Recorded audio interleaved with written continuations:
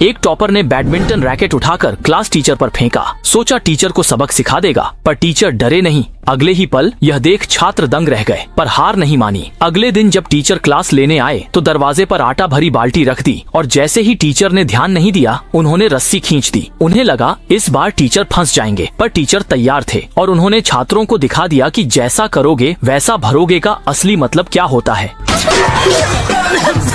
असल में इस क्लास के सभी छात्र स्कूल द्वारा चुने गए सबसे बिगड़े हुए थे। वे अपने घर की दौलत और रसूख के दम पर स्कूल में मनमानी करते थे और टीचरों को इंसान ही नहीं समझते थे।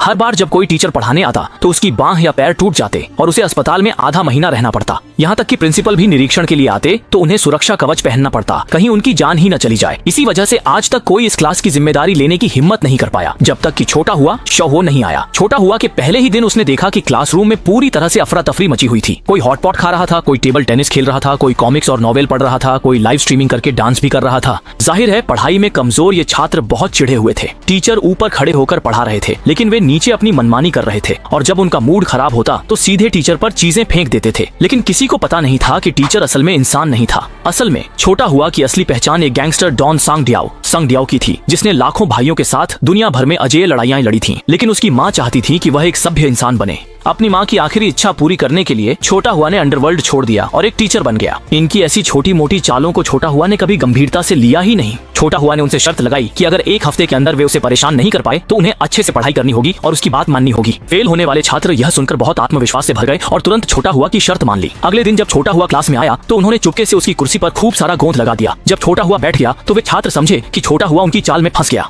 जिन टीचर, अब तो आप हिल भी नहीं सकते है ना? किसने कहा कि मैं हिल नहीं सकता? बस दिखावा कर रहे हो, मैं यहीं खड़ा हूँ। अगर हिम्मत है तो मुझे मारो।